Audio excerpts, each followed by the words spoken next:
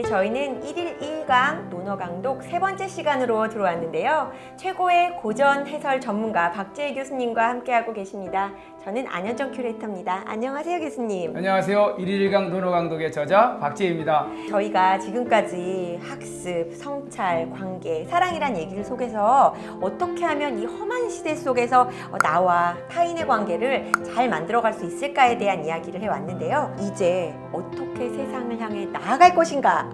바로 이 군자와 인재와 정치에 대한 사실은 이 시대에 가장 필요한 리더십에 대한 이야기가 아닐까 싶은데요. 논어라는 책이 결국은 자기 수양서이기도 하죠. 네네. 결국은 아닌, 편안할 안자의 사람인자. 나와 동시대를 사는 사람들한테 내가 얼마나 그들을 위해서 선한 영향력을 끼칠 것인가. 이게 논어가 꿈꾸고 있는 가장 지향점이에요. 그래서 논어가 꿈꾸는 롤 모델이 군자라는 인간이 되어야 된다. 그리고 훌륭한 인재라면 이 정도는 갖춰져야 한다. 그리고 그런 군자형 인재가 이렇게 정치를 통해서 세상을 아름답고 평화롭게 해야 된다. 이게 논어가 갖고 있는 전체적인 맥락입니다. 사실은 그 시대나 지금 시대는 크게 다르지 않은 것 같아요. 춘추전국 시대 때도 아주 혼란기였잖아요.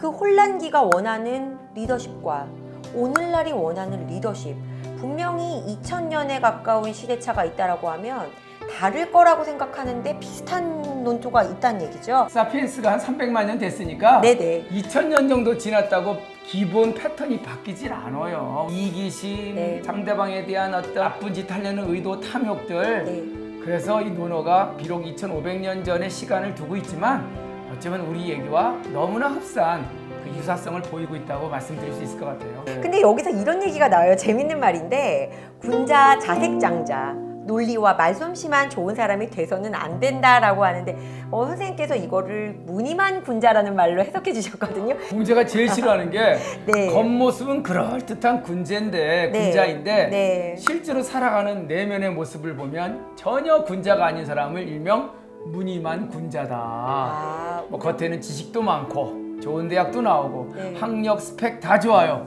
근데 살아가는 모습 보면 갑질하고 남 무시하고 남한테 강요하는 사람, 정말 옥렬한 소인이다. 네. 이런 뜻으로 이 무늬만 군자라는 말을 공자가 쓴 겁니다. 군자와 인재라고 하는 말을 선생님께서는 구분해 주셨는데 교수님께서 구분해 주신 그 군자와 인재의 차이가 있을까요? 이런 내적인 단단함, 네. 또 삶의 단순함과 네. 단아함, 네네. 이런 걸 가진 사람이 인재의 조건 안에 들어간다는 거예요. 나라는 존재가 군자의 모습으로 살아간다면 네네. 세상이 나를 알아주고 세상이 나를 인재로 인정해 줄 것이다. 뭐 네네. 이런 맥락 구조를 갖는 게 군자와 인재론이에요. 네네. 그러니까 남이 나를 알아달라고 하지 말고 네. 네 인생을 군자의 삶을 살면 반드시 스카우트 제의가 온대요. 연봉 높여서.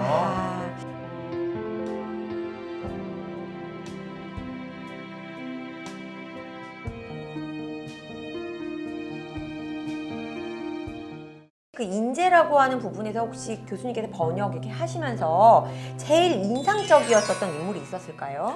인재 중에 뭐 공자가 여러 사람을 얘기하지만 관중이란 사람을 얘기해요. 관중이요? 관포지교의 관중. 이 사람이 정치력을 잘 발휘해서 네네. 결국은 이 쓰러져가는 중화민족의 그 어두운 위기를 구해냈다라고 하는 굉장히 중요한 가치를 부여합니다. 근데 관중이 갖고 있는 가장 중요한 능력 중에 하나가 뭔지 알아요? 비록 내 적이라 하더라도 그 사람이 훌륭하면 섬길 수 있는 일종의 자기의 프레임을 걷어낸 사람, 프레임에 갇히지 않았다는 거예요. 진짜 그거는 가장 어려운 게 아닐까요? 상대방이 정말 훌륭한 사람이라면 네. 내가 모시는 주군이 아니더라도 비록 내 적이었더라도 가서 섬길 줄 아는 그런 사람으로서 관중을 꼽고, 그런 관중이란 정치인이 있었기 때문에 난세가 수습될 수 있었고, 그렇기 때문에 이 위기에 중화민족이 오랑캐한테 침입당하지 않고 제대로 역사의 흐름을 이어갈 수 있었다. 그래서 공자는 관중을 가장 위대한 정치인이라고 칭찬합니다.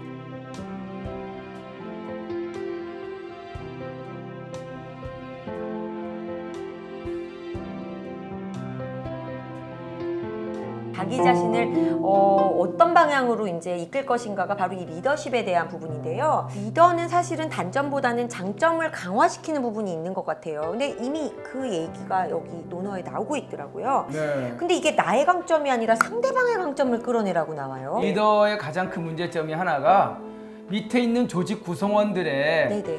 이 단점만 잡고 늘어지는 사람들이에요. 아, 그래서 논어에 그런 말이 나와요. 성인짐이라, 이룰성자. 내 밑에 있는 사람들이 갖고 있는 아름다운 장점을 강화시켜주는 게 리더지. 그 다음에 이제 인지악이라는 게 있어요. 남들이 갖고 있는 단점들을 약화시켜주고 제거시키는 것. 이것이 진정한 리더의 모습이라고 얘기합니다. 그래서 공자가 얘기하는 리더십 핵심이 그거예요. 내 밑에 있는 사람들의 장점을 끌어내서 그들의 역량이 극대화할 수 있도록 도와줘라.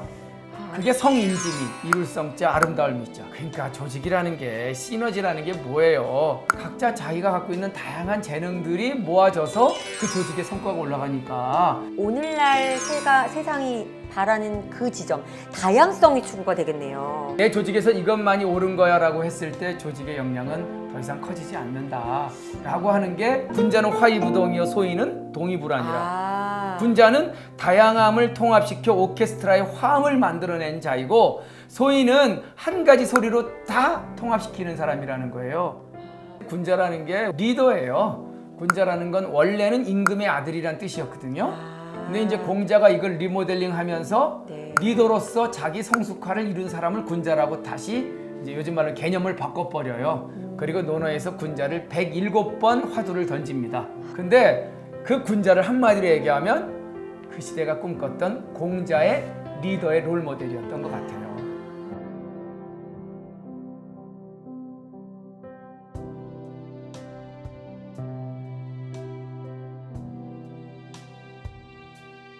논어라고 하는 것은 정치학 교과서라고 말해도 될 만큼 굉장히 위대한 책이라고 할 수 있는데, 공자가 오늘날에 되살아난다면 한국적 정치에 어떤 가르침을 줬을까요? 제발 좀 답게 좀 해라. 답게. 답게. 국회의원은 국회의원답게. 네, 네. 대통령은 대통령답게. 네, 네.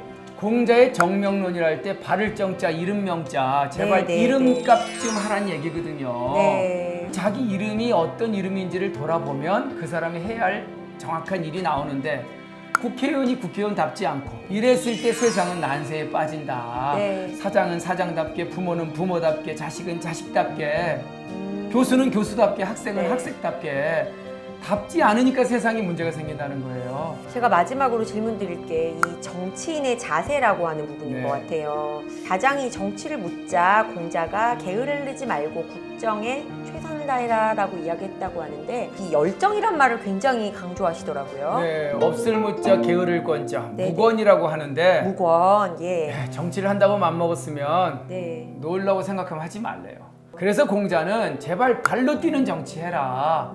현장 가서 제발 현장 사람들한테 물어라. 네. 무권의 정치, 게을르지 말고 좀 발바닥에 좀 땀 좀 내라. 그런 의미로 위대한 정치는 발바닥에 땀나는 정치다. 아, 답게 하는 정치, 땀나는 정치, 열정 어린 정치. 오늘날의 정치인들에게도 굉장히 쓴 말을 하고 계신다고 해석해도 될까요? 그렇죠. 예.